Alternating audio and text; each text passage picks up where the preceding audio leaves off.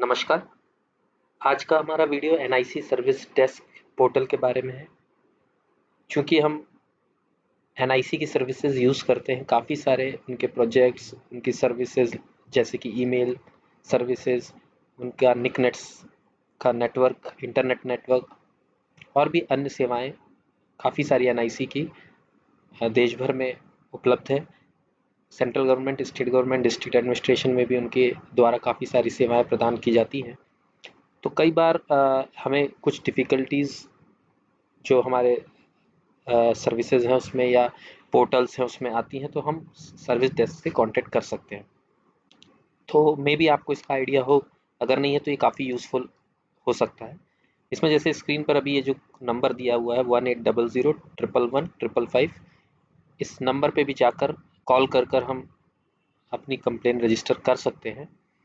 और अदरवाइज़ उससे बेहतर तरीका ये है कि हम सर्विस डेस्क पे अगर आप चलते हैं ब्राउज़र की तरफ, वैसे service desk dot N I C dot in उस पोर्टल का नाम है, पर आप सिर्फ गूगल में service desk space N I सी या ऐसा डाल के सर्च करेंगे तो पहले लिंक आपको मिल जाएगी N I C service desk की।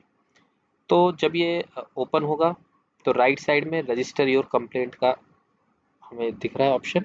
यहाँ पर आप चाहे तो अपना मोबाइल नंबर के थ्रू एंटर कर लें, अपने आप को रजिस्टर कर सकते हैं अपनी कंप्लेन को, या ईमेल एड्रेस कोई ज़रूरी नहीं है कि एनआईसी का हो, आपका जीमेल हो, याहू हो, जो भी वॉट आप उसको रख सकते हैं। तो फिलहाल मैं मोबाइल नंबर डालकर इसको सबमिट करूँगा। मैं मोबाइल नंबर डालकर इसको सबमिट करूँगा। उसके बाद फिर मैं ओटीपी की स्क्रीन आएगी, उसके बाद मैं वापस आता हूँ। अभी रिकॉर्डर को मैं स्टॉप करता हूँ। जब आप सबमिट करेंगे तो एंटर ओटीपी रिसीव्ड का एक और टेक्स्ट फील्ड खुल जाएगी। जो भी आपको ओटीपी रिसीव हुआ है उसको यहाँ पर एंटर कर दीजिए। जैसे अभी मेरे केस में मुझे जो रिसीव हुआ है वो मैं एंटर कर देता हूँ। ओके। अब फिर ये जो नीचे, अगर आपको रिसीव नहीं होता है काफ़ी देर तक, तो आप यहाँ पर क्लिक हियर टू रीसेंड करके दोबारा ओटीपी मंगा सकते हैं। अदरवाइज़ अगर आपको रिसीव हो गया, जैसे मुझे रिसीव हो गया है, तो मैं सबमिट बटन पे क्लिक कर सकता हूँ। तो मैं सबमिट बटन पे क्लिक करता हूँ। जैसे ही आपका ओटीपी डालकर आप सबमिट करेंगे तो नेक्स्ट स्क्रीन आएगी। उसमें अगर आपने कभी सर्विस डेस्क में ऑलरेडी रजिस्टर्ड किया हुआ है सेम मोबाइल नंबर से या सेम ईमेल आईडी से, तो वो आपकी प्रोफाइल वाला जो ये टैब है, इस प्रोफाइल में वो डिटेल आपको दिखेगी। अगर आपने पहले कोई कंप्लेंट रेज की हुई है तो वो प्रीवियस कंप्लेंट वाले सेक्शन में आपको दिखेगी। फिर ये मे आई हेल्प यू में कॉन्टैक्ट नंबर वगैरह, मतलब जो मैंने अभी नंबर ऊपर ये इसकी बात की थी, इस चीज़ों के बारे में है। तो मेन अभी हमारा जो उद्देश्य है वो रजिस्टर योर कंप्लेन में नीचे 3 फील्ड्स हैं। आपका जो प्रॉब्लम है, जब आप इस पर क्लिक करेंगे तो जितनी भी एनआईसी द्वारा दी जाती हैं सर्विसेज प्रोजेक्ट्स की लिस्ट यहाँ पे आ जाएगी। जैसे कि आप देख सकते हैं, आधार बेस्ड अटेंडेंस सिस्टम, एगमागनेट, क्लाउड सर्विसेज, कॉन्फोनेट, cyber security, e cooperatives, e hospital, e prison जैसे सॉफ्टवेयर्स हैं, उनके ई फॉर्म्स, उनकी वेबसाइट है, ईमेल सेवाएं, ई ऑफिस से रिलेटेड इश्यूज, जीवन प्रमाण और भी बहुत सारी चीज़ें हैं। इसको आपका क्या इशू है, आप क्या कंसर्न उसको कर सकते हैं रेज। देखिए यहाँ ईमेल बहुत कॉमन है जिसमें सबको इशू रहता है, राइट। पर मैं अपने अनुभव से बता रहा हूँ, जो कंप्लेन रेज करते हैं उनकी एक्सपेक्टेशन एक्चुअली गलत है। वो जनरली इस तरह की कंप्लेन रेज करते हैं जैसे कि वो अपना ईमेल में लॉगिन नहीं कर पा रहे, राइट।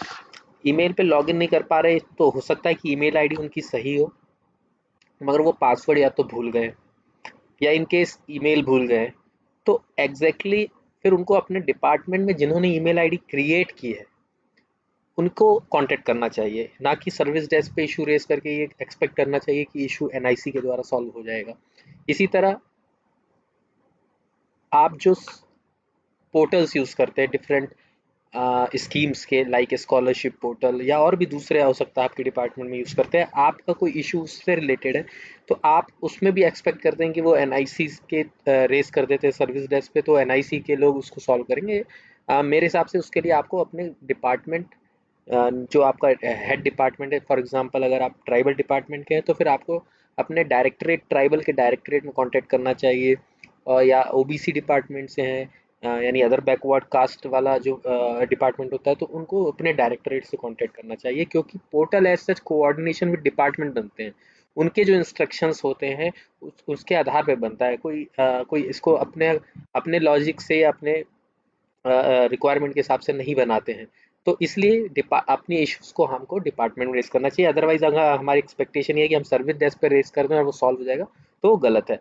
हाँ, फिर भी हमारा अगर इशू वाकई में कुछ टेक्निकल एज सच जो कि किसी कारण से मिसिंग है, फॉर एग्जांपल आपका ईमेल का यूज़र नेम पासवर्ड दोनों ही सही है, आप उसमें लॉगिन कर पा रहे हैं, मगर उसी यूज़र नेम पासवर्ड से आप ई ऑफिस में लॉगिन नहीं कर पा रहे हैं सेम चीज़ से, तो फिर हो सकता है कि कुछ ना कुछ कंसर्न हो। क्यों?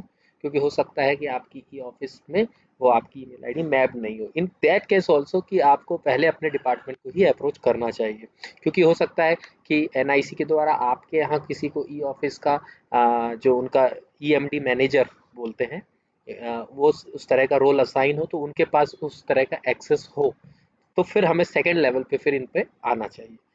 ठीक है, फिर भी हम इसको देख लेते हैं। फॉर एग्जांपल मैं यहाँ पे ईमेल सेवा वाला ही ले लेता हूँ या कोई भी ले लेता हूँ, अभी रैंडम नेटवर्क ले लेता हूँ।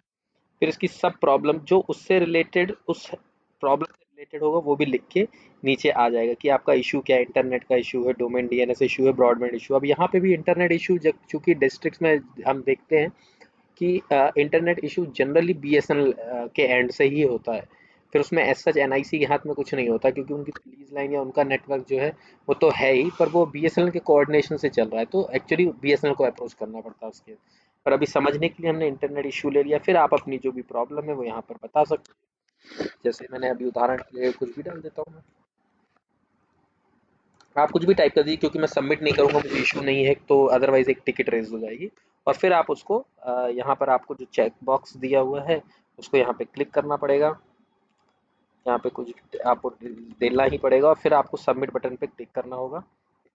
और फिर आप जिस भी अगर मिनिस्ट्री से हैं या जहाँ भी जिस भी डिपार्टमेंट में है या डिस्ट्रिक्ट लेवल पे है, तो फिर वो उनके चैनल में पहले, अगर डिस्ट्रिक्ट में है तो डिस्ट्रिक्ट लेवल ऑफिस को चला जाएगा। अगर उनके कंट्रोल में होगा उसको सॉल्व करना तो ठीक है, नहीं तो अदरवाइज वो आपको कुछ रिप्लाई करेंगे कि आपको अपने डिपार्टमेंट को अप्रोच करना है, या आप पासवर्ड एक्सेस नहीं कर पा रहे हैं अपनी ईमेल का, तो वो आपको बताएंगे। वैसे मैं अपने ऑब्जर्वेशन से बता रहा हूँ कि ईमेल का सबसे ज़्यादा इशू यही होता है कि यूज़र नेम तो पता है, पासवर्ड शायद प्रॉब्लम है। तो मैंने एक वीडियो इस पे बनाया था जिसकी मैं लिंक दूंगा कि how to reset the password of your NIC और गवर्नमेंट ईमेल आईडी।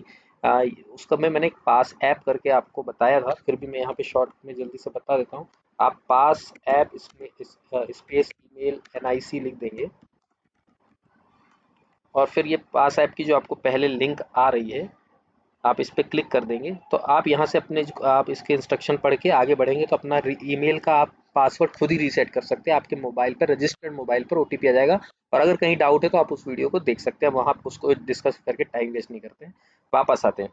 तो फिर नॉर्मली आप इसमें सबमिट करेंगे, एक टिकट रेज हो जाएगी। अगर डिस्ट्रिक्ट लेवल से हो सकती होगी तो ठीक है, फिर अदरवाइज डिस्ट्रिक्ट या आपके मिनिस्ट्री लेवल से, अदरवाइज वो अदर हायर लेवल पर उस इशू को एस्केलेट कर देंगे, और फिर वो आपको कांटेक्ट में रहेंगे। और probably maximum times issues resolve हो जाते हैं अगर डायरेक्टली उनसे रिलेटेड मैटर होगा।